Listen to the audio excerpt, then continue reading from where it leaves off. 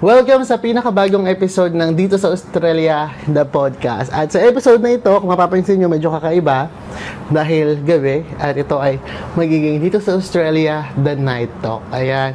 At ang makakasama natin ngayon ay dating empleyado ng DPWH. At pinagpalit niya yung buhay ng pagiging empleyado ng DPWH sa Pilipinas sa buhay dito sa Australia. Walang iba, kundi si Sydney Santiago. Hello. Sydney.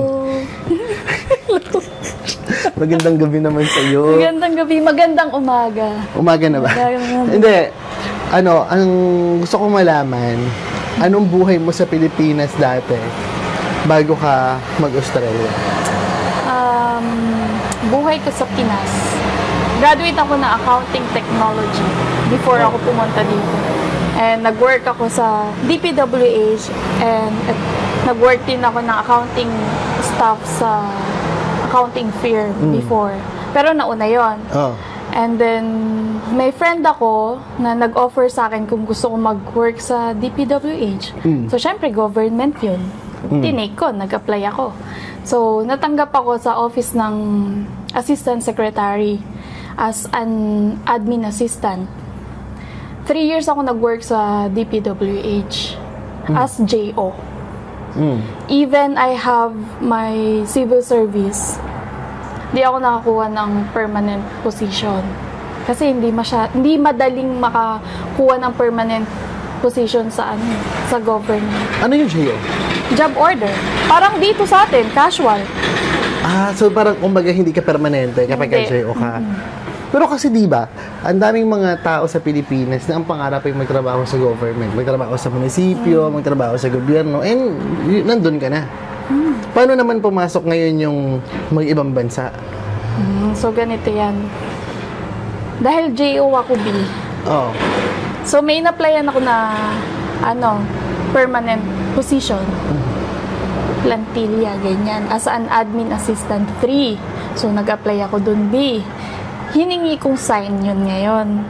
Kapag nakuha ko yung admin assistant, admin officer 3 pala, ibig sabihin, mag-stay ako sa Pinas. Pero kapag hindi, itutuloy ko tong pagiging international student dito sa Australia.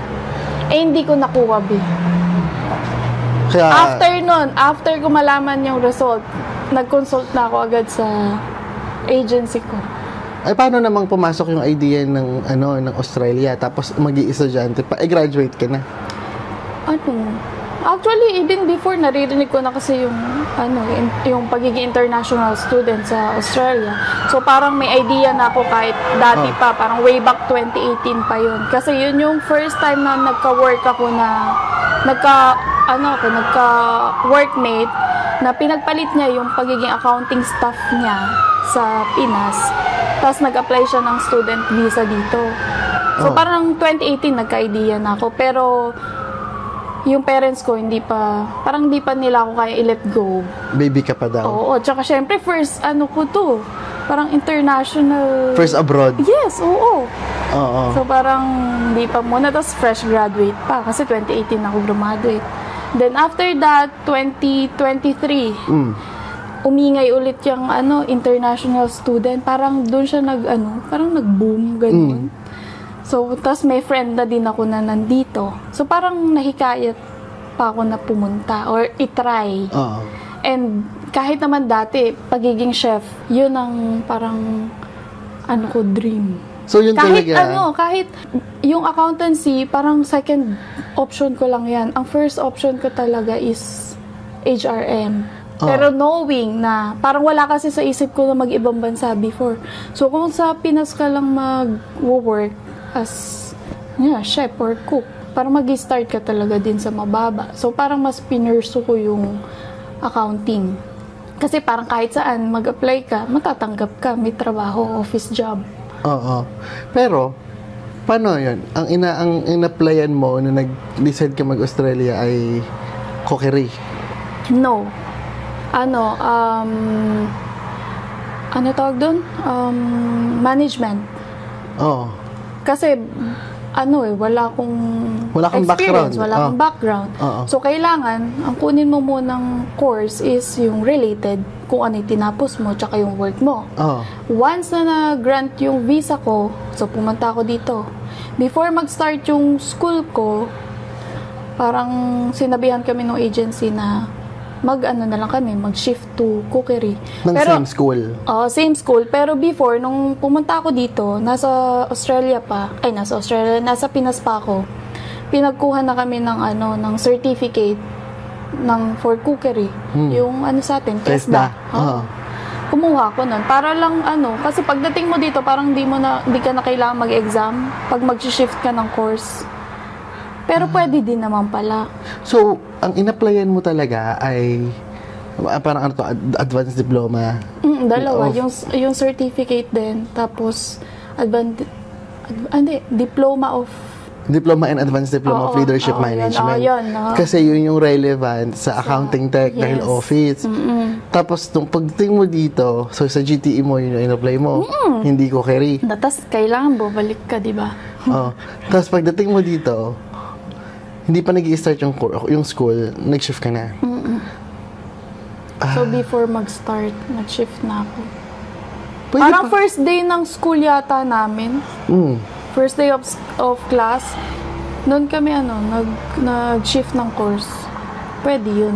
Kasi Pero, I believe pero kasi, lalo kapag ka same school, hindi sila nagkakaroon ng problema. Kasi, actually, dito sa Australia, ang goal ng mga it's business diba?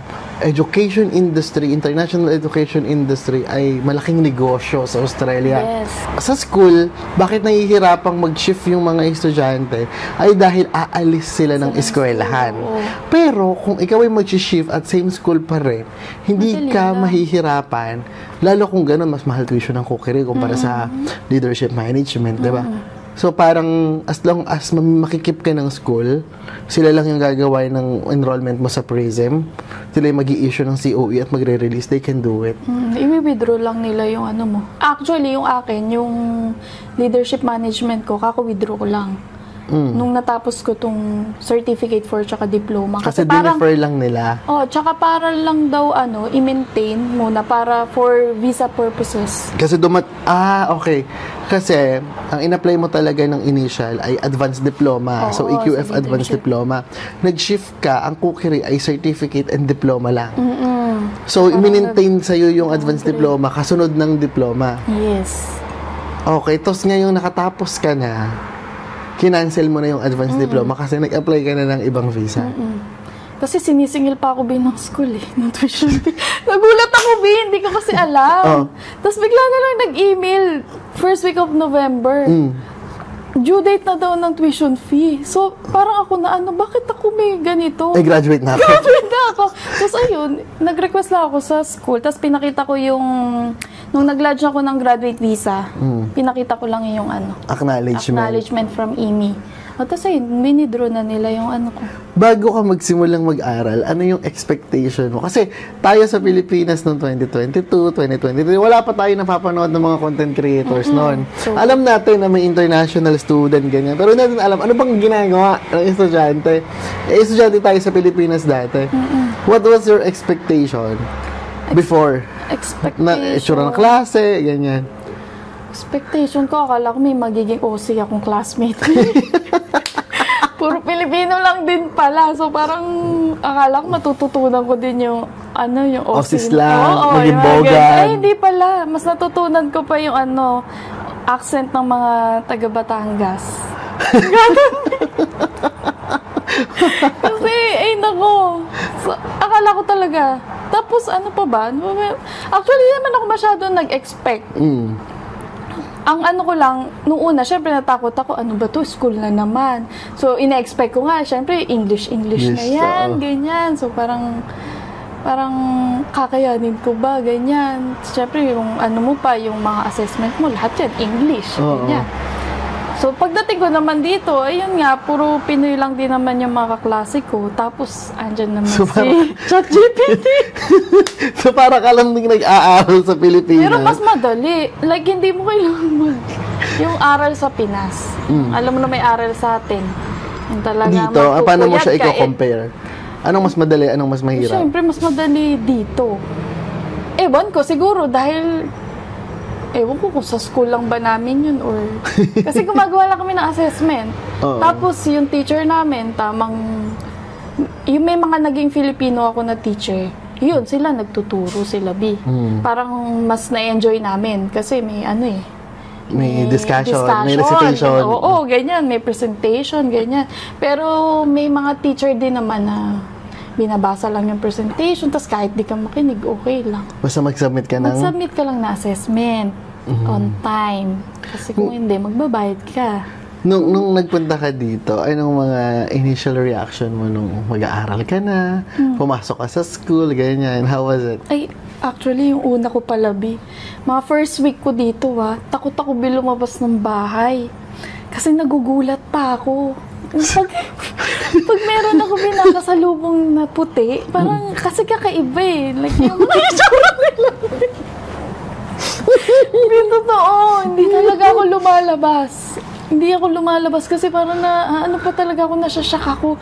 Parang natatakot ako sa mukha nila. Ganon. Tapos after nag-start na yung class, excited naman. Ganyan. Natuwa ka naman? Oo, natuwa ako kasi puro Pilipino lang din naman. So, pero paano ka nag-adjust? Hindi naman ako nahirapan. Sa totoo lang hindi ako nahirapan. Sa una ko, hindi ako nakakaramdam ng homesick. Lately pa. Parang ngayon pa ako nakakaramdam. Pero nung una kong mga months, hindi. Kasi syempre may mga friends naman na nakakasama. So parang hindi ko masyadong na-feel na malayo ako, ganon. Magkano baon mo nung pumunta ka dito? Baon ko. Siyempre, 150K. Ha? 150K. Kala ko 450K. Bakit pa magmuro? Hindi, 150K. Yun yung baon mo. Baon ko. Tapos, paano mo pinalit yun? Anong sistema? Di ba? Sa Manila. Sa... Anong lugar yun? Malate ba? Yung mga exchange, grabe yun, talagang nagtanong ako halos lahat ng mga money changer doon, kung alin pinakamataas. So, tas, yun na. Before yung flight ko, dumaan muna kami sa money changer. Tapos yung pinapalitan ko na ng tapos? Dito, punta ako ng bangko. Noong una, syempre, tatakot ka pa, Kasi English ka na naman. Nakikipag-usap ka sa bangko. Sobrang bilis lang mag-open ng account. Diba? Tapos ayun, ko lang, dineposit. Anong mga naging, trabaho, nung bago trabaho. Dalawa lang naging trabaho ko. Una, yung sa may, catering airline, sa Mascot. Pinasok lang din ako ng friend ko. Tapos, 7 months ako doon. After nun, lumipat na ako ng Newcastle. Doon ako nag-work as a chef sa bistro. Nagtatrabaho ka dati dito sa Sydney. Tapos, lumipat ka ng work sa Newcastle. So, saan ka nakatira noon? Sa pinsan ni husband, ni Jego. Lumipat ka rin? Sila, nandun na. Kasi before ako pumunta dito, break kami ni Jego, di ba? So, hindi ko alam na... Si Jego po ay asawa niya. Hindi ko alam na yung pinsan niya is nandito rin sa Australia. Newcastle. Hindi, alam ko na nandito sila sa Australia, pero hindi ko alam pa syempre yung lugar, ganyan.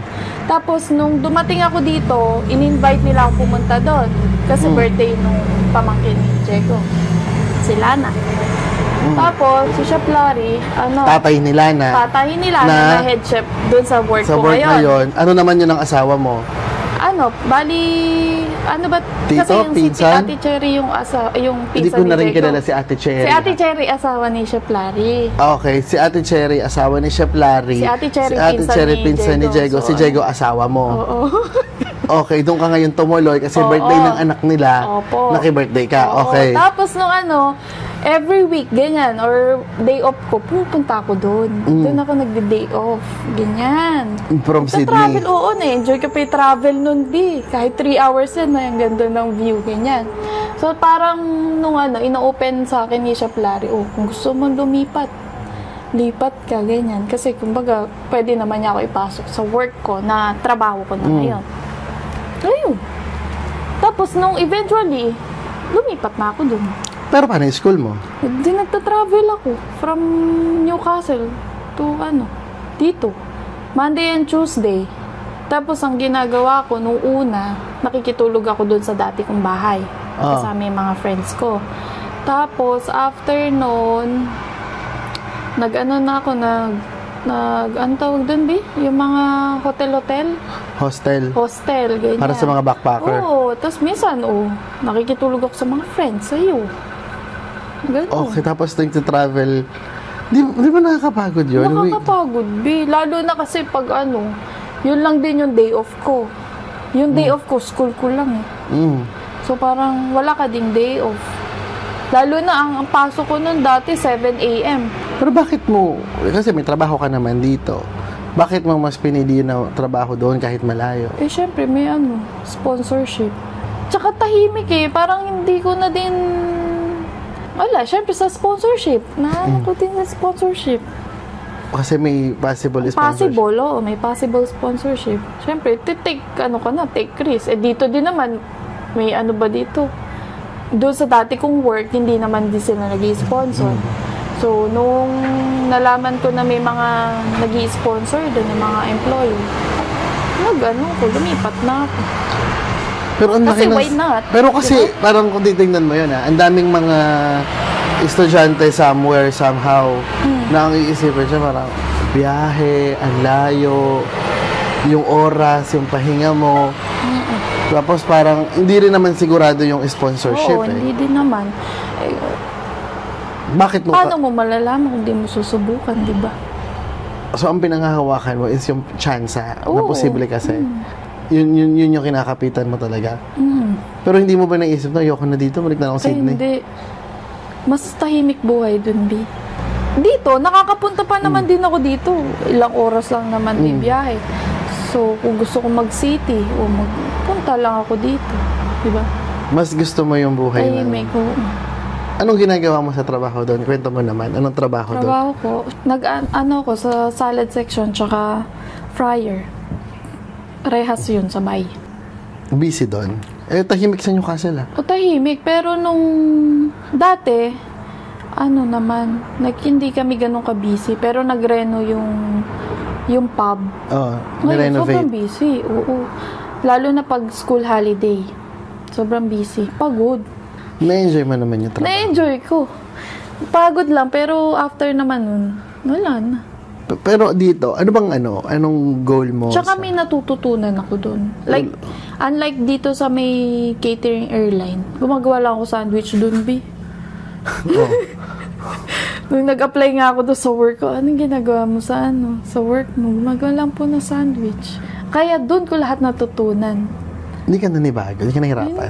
Hindi. Kasi wala kang background sa chef. Kahit sabihin mo na, okay, passion ko, nagluluto ka sa bahay.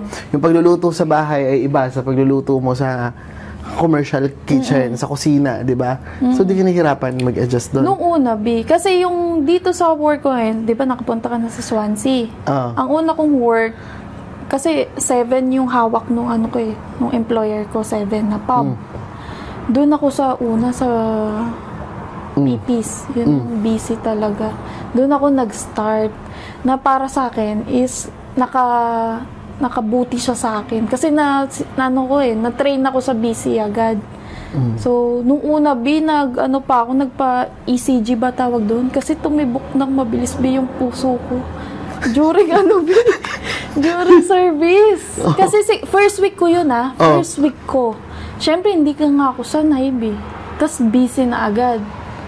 So, parang tumibok yung puso ko doon sa pagod. Pero after wala na. Siguro nanibago lang yung katawan ko. Nagpa-ECG ako. First time ko naramdaman niya, may nilalagay-lagay sa... Pero ang dami kasing marami tayong mga kapwa Pilipino dyan na nanonood. Siguro na, alam mo yun, na nag-aaral ng kitchen management, cookery. Pero they're struggling to find job. Oo. Swerte na din siguro ko. Kasi nga, kumbaga, pinasok ako ng... Kasi ganun talaga dito, no? Connection. Oo, kasi nung pumasok din naman ako sa catering airline, bakit ako makakapasok doon? Like, kung mag-a-apply lang ako ng kunyari, walk-in ka. at least, ayun nga, nakabuti din yung mga kaibigan ko na tumulong din sa akin. Talagang sobrang importante dito sa Australia yung Connection. network, Kahit connection. naman sa Pinas. Akala ko lalo nga na sa walang government palakasan. B, diba? Akala ko nga hindi uso dito yun. Akala ko sa Oo, Pilipinas lang yung oo, gano'n, diba? yung palakasan sa pagkakanap ng trabaho. Sa Australia din. Alam mo kung mahaba, pero kasi kailangan galingan mo sa trabaho. Oo, para di Oo, mapahiya. maipapasok ka, Tsaka yung- pero pag hindi ka magaling, bukas di ka Oo, nabibigyan ng oo. roster. Lalo na pag casual ka. Oo. Diba? Tsaka syempre, makakahiya din sa magpapasok sa'yo. Diba? Yun yung yung nakakahiya. Ngayon, anong plano mo? Anong goal mo? Nag-apply ako ng graduate visa na. Mm. Nag-self, DIY, ganyan, nagmarunong. Hindi ka na nag-agency? Hindi na, kaya naman eh. Kaso siguro, syempre, iba din yung may agency na tutulong sa'yo. Kasi syempre, mas may sila dun. Mas may May experience. experience, may knowledge. Mas may knowledge, sila dun, oo. diba? Ayun, ako, na lang. Prayers. Lakasan ng loob. Lakasan ng loob. Pati pag hindi. Paano naging proseso? O graduate ka? Pagka-graduate ko, actually, pagkakuha ko pa lang ng certificate 4, ang una kong ginawa is nag-apply dun sa kumuha ng PSA. Provisional Skill Assessment. Oo, sa TRA. Once na natapos ko yung diploma ko, ayun, nag-apply na ako ng graduate visa. Like, kasi mag-fill up ka lang ng mga diba? Sa IMI. Ano bang mga requirements na pinasa mo sa 485? Requirements, yun, yung mga certificates mo, certificate 4, tapos diploma, tapos yung, transcript of records, yung mga grades, ganyan.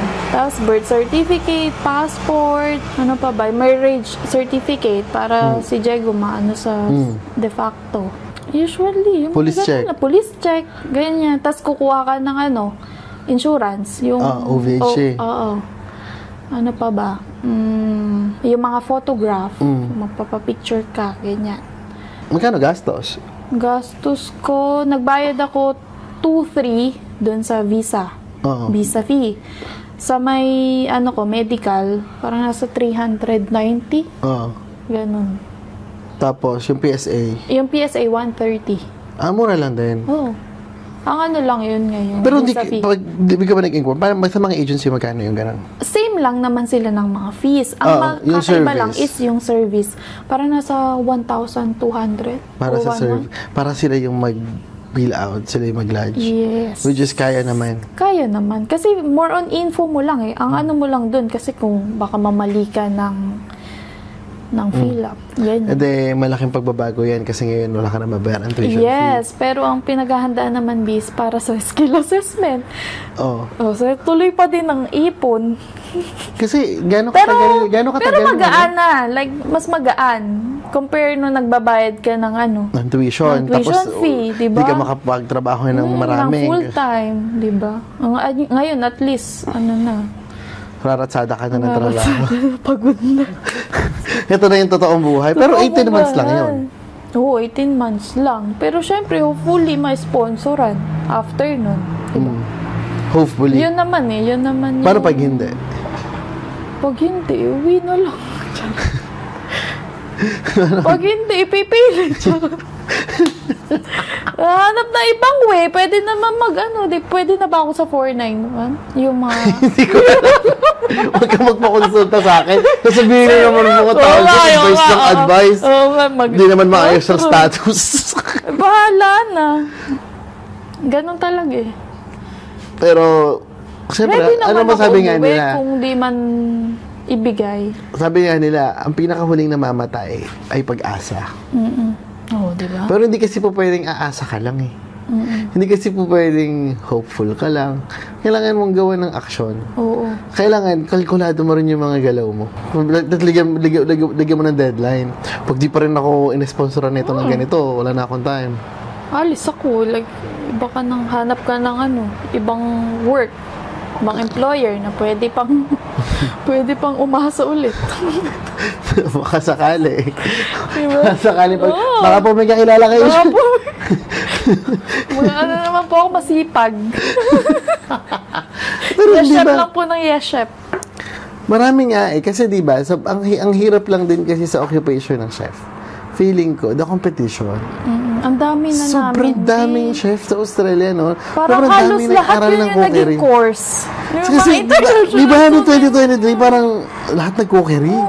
Mostly, no? Minsan nga naisip ko, dapat pala nag-ano na lang din ako. Hindi pala lang. Mahirap pang nurse. Minsan naisip ko, kaso takot naman ako bisa karayon. Hindi naman ikaw yung sasaksakan ng Ay, kahayan. kahit na, B. Makita ko. Di ba? Dapat nag-aral ka na Oo, ng health. parang gano'n. Pero ito kasi yung gusto ko, so parang... Hindi ka rin naman talo kung gusto mo, no? Oo, at least. Ayun nga iniisip ko dati sa Pinas. Parang kung ano man mangyari dito, at least pinursu ko yung yung dream ko. Bakit mo ba gustong mag-Australia? Bakit gusto mo dito? Anong meron dito? Ito lang yung choice nung una eh. So, ito na pinili ko. Tsaka Sydney ako, parang gusto ko, punta ako na Australia kasi pangalan ko Sydney. Parang ganun lang, di ba? Ewan ko, parang hindi kasi pinagplanuhan yung pagpunta ko dito. Parang naano lang ako, na-carried away din ba nung mga, yung parang sa work din sa Pinas, ganyan. Parang gusto ko naman ng growth, ganyan. New experience. Hindi ko naman pinagsisihan. Pero walang moment na nagsisika na ayoko na, uwi na ako. May madami na din. Lately, Kasi Bakit? nga nung nararamdaman ko na yung homesick. Paano mo naramdaman yung homesick? Paano mo nasabi na? Lalo na pagpagod. Tapos pag nagkakasakit. Yan yung medyo mahirap. Kasi syempre, hanapin mo yun. Halimbawa, anong scenario kwento mo? Ano ba? Kailan ka huling umiyak? Wala, kanina lang. Sa meet, greet, and buy. Kailan? Pag yun nga, pagpagod talaga. Tapos, parang kasing medyo naapektuhan na din yung ko dito, mental health. Bakit? Siguro lalo na nung naging mag-isa na lang ako. Nung kasi di ba sila chef, sila Lana, umalis na. Mga kasama mo dati? Diba? Oo. Nakakalungkot kasi sila nga yung ko din eh. Sandalan mo? Oo. Kasi iba yung yung family mo. Kasi syempre family ko na talaga sila. Ngayon, nakakasad. Syempre minsan mag-isa ka. O paano mo kinakop up yun? Wala, iniisip ko na lang soon, makukuha ko din si Diego. May kasama na din ako. Bakit? Wala, pare-parehas kaming Pero goal mo bang malaban sa... gusto mo bang magstay dito permanently? Actually, honestly, Oo. hindi ko pa din naiisip na parang gustong-gusto kong maging PR. Kung ibibigay, okay. Pero kung hindi, uwi ako. Ganun, ewan ko. Bakit hindi ko pa rin gustong-gusto ko talaga maging PR dito, ganyan. So para Siguro open, kasi open ka pa rin sa option na uwi ng Pinas? Oo. Kung Parang kung ipagkakaloob ano mo, sa'yo, kung oo, iloloob. syempre, i-grab ko, diba? Kung hindi, Kung may okay sponsor lang ng din. 482, sige, okay pa. Kasi nga, para makapag, save pa, para sa future, ganyan. So, hindi mo goal mag-settle dito? Hindi siguro. Parang, Like, hindi yun yung number one goal ko. Kasi nung pumunta din ako dito, parang ang goal ko din talaga is mag-save ng money. Sabihin ko, 5 years, mag-Australia ako. Pag may pera na ako, pag enough, balik ng Pinas, mag-business, ganyan. magkano ba yung enough? Ayun ang hindi natin alam ngayon. Kasi ang mahal na sa Pinas. Dati ba, tingin mo nung bago ka umalis? Parang 1 million lang, okay na ako. Ngayon, So, pag may nag-alok sa'yo na, pag may nag-alok sa'yo na kung bibigyan ka ng ng 5 milyon para umuwi sa Pilipinas for good, tatanggapin mo? Parang hindi pa enough yun, B. Di ba naliliit? 10. Siguro nga 10. Basta enough na. enough na. So, 10, tatanggapin mo na? Makapag-business, ganyan. Makapagsimula ng business, siguro pwede. Mga 10. Sige, 10. Bigyan mo na ako. Ay, wala akong ganun, B. Naalala ko lang, hindi ako yung nagtatanong nun, B. Hindi sa akin galing yun. Ganun. So, Pero, ang inaano ko kasi, hinihintay ko si Diego. Kung makapunta siya dito, malay mo, magbago pa yung yung takbo ng hangin. Takbo ng hangin. Yun na hinihintay ko. Kasi siguro naiisip ko to kasi mag-isa ako. What if Kasi nandito, LDR. Pero LDR kami? paano nyo na ma-manage yung long distance relationship ng asawa mo? iniintindi na lang namin yung sitwasyon, B. Yun, kasi siya, nauunawaan naman din niya. Kasi syempre, wala naman kaming choice, B. Hindi naman kami nag-aaway. Strong pa rin kayo. Strong pa din kami. Parang, kasi kahit nasa Pinas, LDR na din kami. Like, siya dati nasa Manila, ako nasa Nueva. Tapos nung lumipat ako ng Manila, siya naman nasa Nueva.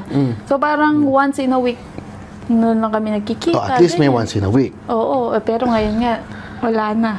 At saka di ba nabanggit mo kanina? Pero siguro nagkaroon kami ng strong foundation. Kaya parang ngayon ito ang easy na lang. Kasi di ba kanina ang sabi mo, nung moment na nag-Newcastle ka, ibalik natin yung kwento niya na yun. Flashback. Na nag-Newcastle ka, hiwalay kayo nun. Yes. Di ba? Oo, Tapos 2 years. ngayon, asawa mo na siya ngayon. Dumating ka dito, 2023, tapos 2025 pa lang, in 3 years time. Paano naging mag-asawa kayo nun? 2 years kami nag-break. 2 years. Tapos, 2024, last year, August, nagkabalikan kami. Habang nandito ka? Oo, naman nandito. Kasi hindi naman nawali connection namin. Parang nakakapag-usap-usap pa din kami. Ganyan, kamustahan, ganyan. Kahit before, kasi nga may dog kami. So, co-parenting sa dog. Ganyan. So, si Summer talaga, yung dog talaga namin yung para bang... anak nyo. Pa din eh. Nag-hope pa din na, ay, magbalikan kayo, ganyan. So, yun. Tapos nagkabalikan kami. Tapos nagbakasyon ako ng Pinas this year, nung March. Tapos before ako umalis, ako biyang nagtanong. Babe, pakasal na kaya tayo? Ikaw ang nag-propose? Oo, babe. Pero napag-usapan na namin na parang may plano kami. Kaso pinostpone namin kasi kumbaga si mami niya wala nun sa Pinas. So parang naisip namin, syempre gusto naman namin na nandun yung mami niya, nandun yung mga kapatid niya, ganyan. Tapos wala lang, parang yun na di assurance ko ba sa kanya na pagbalik ko dito, kumbaga kami na talaga, ganyan. Kasi napag-usapan din namin assurance, ganyan, nung umuwi ako. Kasi syempre nag-break kami, B. Hindi mo naman maiiwasan yun, na parang may takot din siya na na baka magkahiwalay pa kami, ganyan. So, binigyan ko bilang assurance. Nakasalan ko na. Ganun, sobrang biglaan lang kasal? Kasi, paano yung biglaan kasal? 1 week na lang. Basta 1 week na lang, aalis na ako, B. Tapos bigla ko na lang siya tinanong, babe, pakasal na kaya tayo? Tapos siya, parang din siya nagulat sa tinanong ko. Tapos sabi niya, sige, okay lang naman. Ganyan. Tapos nag-usap lang kami, ganyan. Tapos, sinabi ko na sa mama ko, na, ma, papakasal na kami. Si mama ko naman, okay, kasi gusto naman din si Diego. Tapos, ayun na, kinausap ko yung best friend ko, si Ma'am Louie. Kasi yung asawa niya, di ba kilala na natin yung lahi ni Sydney? Yes. Yung asawa niya, nagtatrabaho sa munisipyo ng Cabiao. So, nagkakasal sa judge. Doon siya nagtatrabaho. Sa huwes? Oo, sa huwes. So, tinulungan kami. Ganito yung mga documents na kailangan. Tapos, humingi pa kami ng parang affidavit o yung parang kailangan nagsama kayo, nag-live-in kayo ng 5 years, ganyan. So, yung friend ko din, yung isa kong friend, may tito siya na lawyer. So, nagpaano kami. Kasi hindi naman kami nag-live-in ng 5 years eh. So, lang kami. Notaryo. Affidavit, tapos nagpa-notaryo. So, okay na yun. Para hindi na kami kumuha ng marriage certificate. Kasi may seminar yun, B. May seminar yun. Hindi naaabot. Wala ng oras. So, ang option is yun, yung affidavit na nag-live-in. So, ayun, nakuha namin. Tapos, yun na. Kasala na. Pagkatapos agad. ng kasal, lipad na. Hindi na nakapag-honeymoon. Ganon din. Kasi nga parang... Tapos, kasi naisip after na nauwi ka na ulit? Hindi pa. After nung kasal nyo? Hindi pa. Nung lang yun, Bien. Pakasal ka dito? Wala na, ganon na. Hindi, para din sa amin din yun. Like, baga peace of mind. Ganyan din. Assurance nga. Tsaka sure naman na kami sa isa't isa. Kasi parang di ko din nakikita na sa iba ako ikakasal. Kung makakapunta siya dito, posibleng magbago ang ikot ng mundo. Posibleng isipin nyo na kung hindi siya makakapunta dito. Ayun, baka umuwi, B. Uuwi ka? Kasi pang point? Diyos ko naman, B. Paano na lang yung kasal namin? Siyempre, naisip ko din naman yung hindi lang naman yung career mo iisipin mo, yung ano mo din, yung family mo, yung personal. Bubuuin mong pamilya. Oo, di ba? Yun naman ang isa din sa goal natin, di ba? Hindi naman laging career na lang. Hindi laging career, hindi laging pera. Hindi, oo. Syempre, dapat balance. Kasi sure naman din, kung bumalik ka ng Pinas, maninibago ka lang. Kasi syempre, yung ina-earn mo nakita dito, Different hindi mo na doon. may... Pero nandun naman, andun yung mga nagmamahal sa'yo. Oo, lalo syempre, family, friends, ganyan. Mamimili lang. It's a matter of choice. Kung ano, yun nga inaano nila. Kasi parang dati sinasabi ko, babalik na lang ako ng Pinas, ganyan. Or napag-uusapan namin dati na kailangan mo lang. Kasi sinasabi ko, kunyari, namimiss ko yung buhay ko sa Pinas, yung mga friends, ganyan, family mo. Kaso, doon, wala kang ano. Like, kunyari, yung future mo ba? Ganun. Yung pera. Hindi sigurado. Mamimili ka na nga lang kung yung happiness mo or yung future mo. Magandang future. Ano ba dapat? Mas magandang future. Ano ba dapat ang piliin doon? Siyempre, dapat parehas. Kaya kailangan makuha ko si Diego. Parang, Hindi pwedeng mamili. hindi pwedeng mamili. Kailangan parehong makuha. Oo. Ganun. Anong aral lang naitutunan mo sa Australia? Maging matatag. Malakas ang loob. Ganyan. Bakit? Kasi nga, ang parang sinasabi nga nila, sabi nila, depressing country ang Australia. Which is true naman din. Dahil? Diba? Kasi syempre, malayo ka sa family mo. O yan, nagkaka-homesick ka. Ganyan, diba? Nararamdaman mo yun. Pero naaapektuhan na yung mental health mo. Darating ka sa punto, nagigising ka nang itatanong mo anong purpose na ginagawa mo. Bakit ko ginagawa ko? Dito? Bakit ako nakikipaghabulan dito? Kasi kunyari, kung babalikan ng Pinas, parang isipin mo, hindi naman ako hirap na hirap. Like yung parang... May trabaho diba, naman. may trabaho naman eh. Pero bakit ka pa pumunta dito? Ganon. Bakit nga ba? Hindi ko ba alam, Bi? Ewan ko na din. Hindi kasi may mga ganun. May ganun tayong gising o may ganun tayong gabi bago Diba? matulog na ang iisipin mo. Ano bang point? Anong purpose? Ano bang gusto kong i-achieve? Ano bang gusto kong patunayan? Tapos meron namang moment na gigising ka, na G ka. Kailangan ko to kasi ito yung goal ko. Hindi naman laging down. Hindi naman laging down. May mga masaya pa ups din din na naman. mapasok sa work, lalo na pag okay yung mga katrabaho mo. Oo, yung Diba? environment mo, excited ka. Yes. Ganyan, yung may mga nakakausap ka, may mga nakakachismisang ka kahit pa paano. That add Diba? ups, no? Oo. Pero, I mean, may mga moment na mapapatanong ka eh. Hanggang kailan ako lalaban? Lalo na nga pag pagod na pagod ka. Di ba? Doon ka nag-e-emote eh. Kapagod ka, uuwi ka, tapos kakain ka mag-isa. Oo. Di ba? Kahit may mga kaibigan ka dito, iba pa din yung ano. Kasi dito, lahat ng kaibigan mo busy. Ayun. Hirap kayo na mag-match ng mga schedule. Di ba? Sa mga gala, hindi man na kayo makagala. Kaya tama sila, B. Yung unang punta mo dito, first week, 2 weeks, ganyan. Magturista ka. Gumala ka, mag-enjoy ka. Di ba? Kasi darating sa punto na hindi mo na siya magagawa sa dami ng gagawin mo at minsan mas gusto mo na lang magpahinga. Tapos isa pa, ayaw mong lumabas kasi ayaw mong gumastos. Kasi dito, bawat atching mo, bawat hinga mo, may gastos, mas nalabas ka ng day off eh. So, may mga libreng park, may mga libreng ganito, pero, my God, mamasahe pa lang. Pamasahe, food din. Pagkain, napakamahal. Tapos hindi naman yun worth it sa price, di ba? Ganyan. Parang may isip mo, parang kaya ko naman ito lutuin. Di ba? Ano yung, tingin mong dapat alam mo before ka nagpunta ng Australia? Dapat What is the thing that you should have known before you fly here? Mahirap humanap ng kaibigan. Like new friends, kasi tayo naman magkakilala na. Pero kung gusto mo like may makikilala ka ng mga friends, mahirap. Doon ako binahirapan. Bakit? Hindi ko din alam eh. Parang nahirapan akong humanap. Connect. Oo. Or baka hindi lang talaga vibe. Parang siguro hinahanap ko yung vibe na meron ako sa mga friends ko sa Pinas.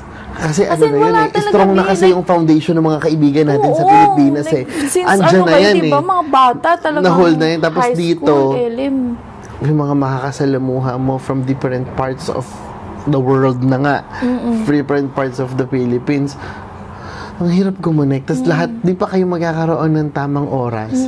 And then, ewan ko, andun din siguro yung takot na ang hirap mag-share sa kapwa mo Pilipino. Di ko alam kasi ang dami na nating naririnig na sinasabi nila, don't trust. Pero sometimes kasi, yung mga kapwa rin nating Pilipino yung tutulong sa atin. Tama din. Meron din naman. Merong mga dapat iwasan. Merong namang, yun talagang mabubuting Pinoy na tutulong sa'yo. Ang hirap humanap ng Ayun, parang yun din natagpuan ko sa Newcastle B.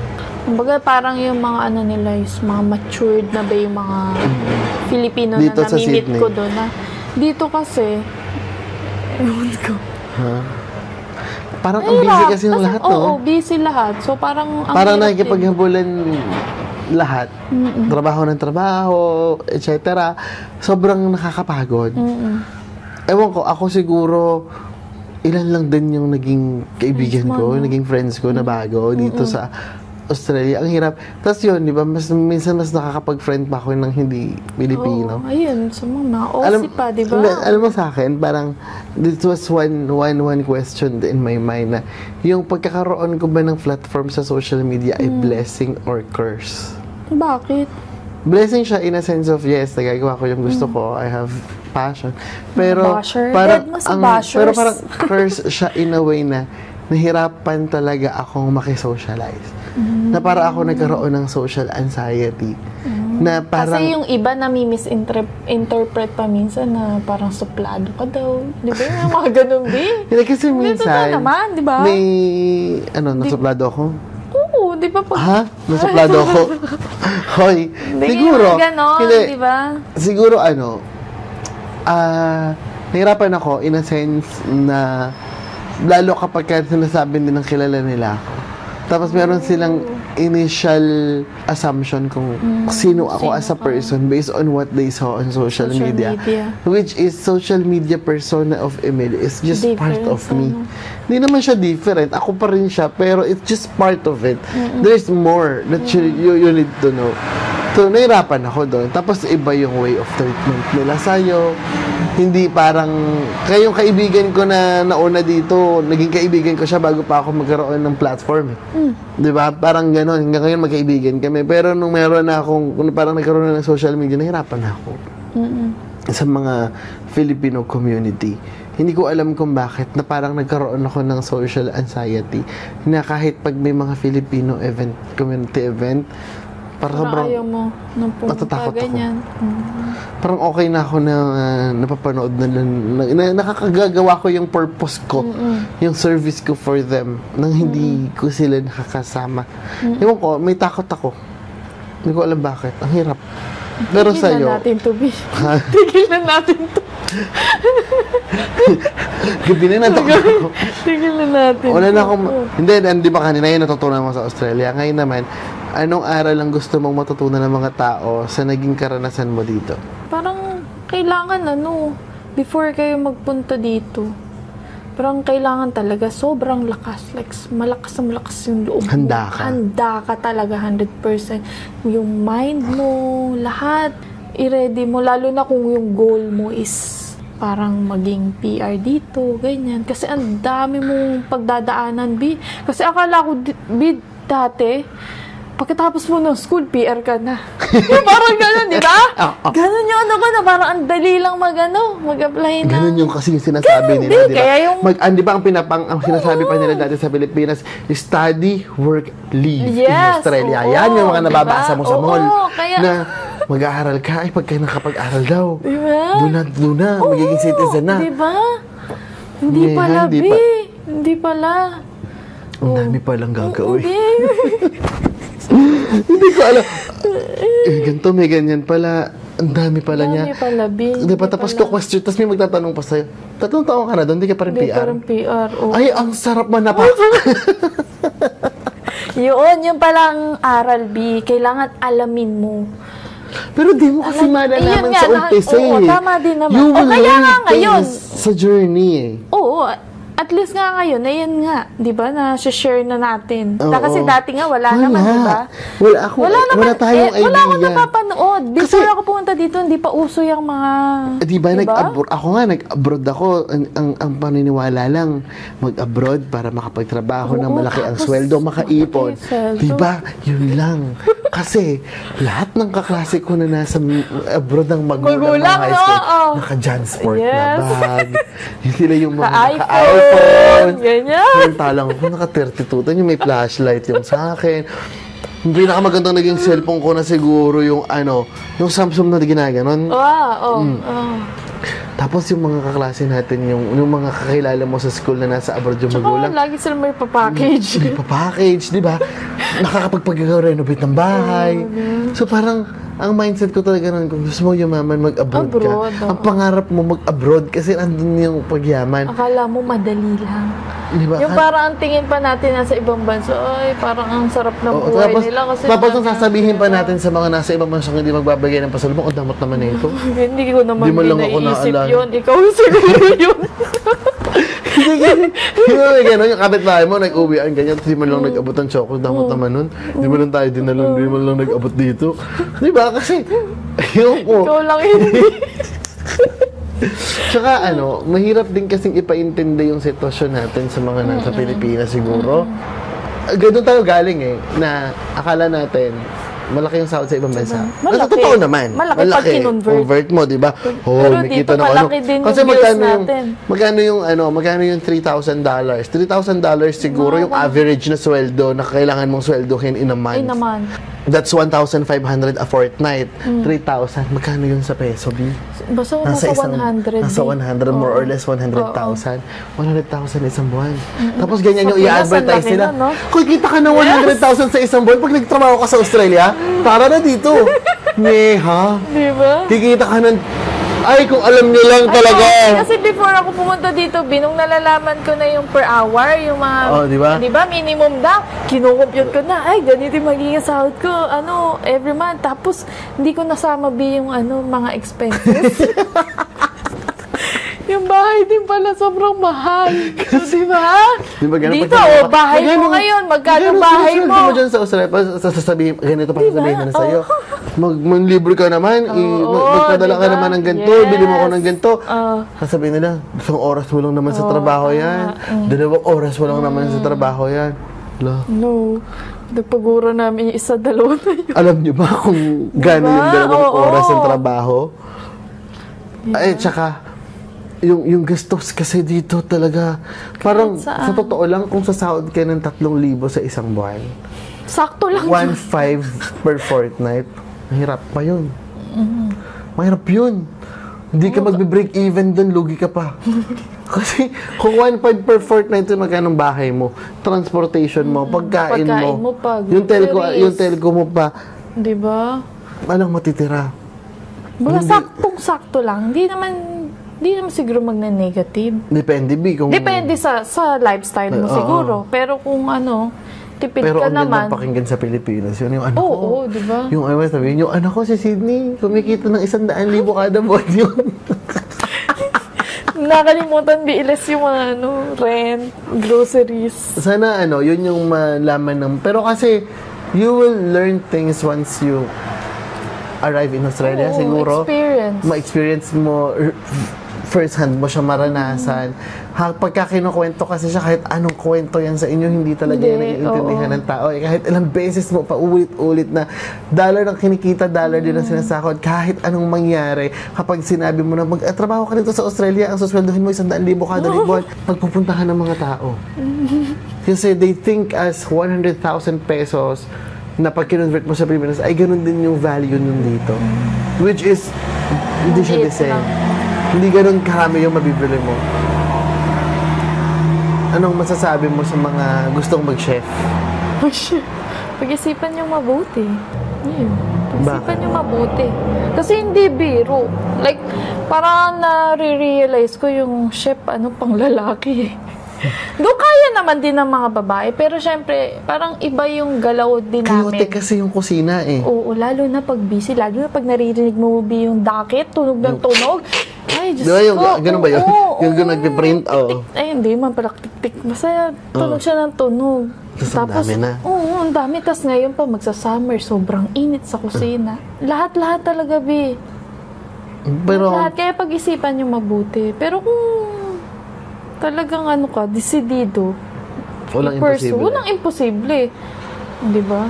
Lahat, talaga lahat ng paso. Mararanasan mo lahat ng paso. Saka kung pangarap nyo Worth it naman. naman, oo, di ba? Magiging worth it din. Mahirap Last lang talaga question. sa una. Sana may natutunan Oo. kayo So, sa walang kwento. kwentuhan namin na to ngayong episode na ito. Pero this is the reality of international student in Australia. Ito yung totoong buhay. Walang halo-halong filter or pang-anek yan. Pero yung nangyayari. Kompletohin ng pangungusap. Dito sa Australia. Dito sa Australia, Alabi, ano ba? Ano naman tayo? Dito sa Australia mo. Oh. Dito sa Australia, mahirap. Ano ba, Bi? Bigyan mo naman ako. Ikaw na lang kaya. Dito sa Tayo nga to. Dito sa Australia story mo nga to. Oh, dito sa Australia. Dito sa Australia, mahirap ang mag-isa, pero kung may goal ka sa life mo, ganyan, and gusto mo i-pursue ang Australian dream mo, may mararating ka, like, magkakaroon ka ng magandang buhay. As long as, yun nga, lakasan mo lang yung loob mo. Yun. Dito sa Australia, gaganda yung buhay mo. Hoy, gumanda naman, B, di ba? Oo naman. Kasi ramdam naman. Ang laki ng pinagbago. Oo. Kung ikukumpara mo yung buhay ko nung bago ako mag-Australia sa buhay ko ngayon, di hamak. Oo. Kaya kahit Dapat kailan nila pabibigyan ako mo, di ba, tanungin, B? kahit Oo. paulit-ulit nila akong tanungin kung worth it ba yung Australia. Worth Paulit-ulit it. kong sasabihin, oo. Mahirap, pero Mahirap, pero it changed worth me. it, yes. ang daming nagbago sa buhay ko. Binabago. Totoo ba yun? Ano? Binabago Oo, daw. binabago. Diba? talaga. Binabago Binago tayo ng talaga. Australia. Oo. Pero Pero, hindi- syempre, hindi naman yung pero ugali hindi- na yung... Pero hindi pa tayo binabago ng pera. hindi pa. Kasi wala pa tayong Wala pa pera. tayong pera. Anyways, maraming salamat Thank sa you. panonood. Don't forget to subscribe on our YouTube channel. Sana may natutunan kayo. At yun, maraming salamat. Good night. Good night. Nakakaantok din kasi yung Cheers combo tayo, milk tea. Vida. Cheers.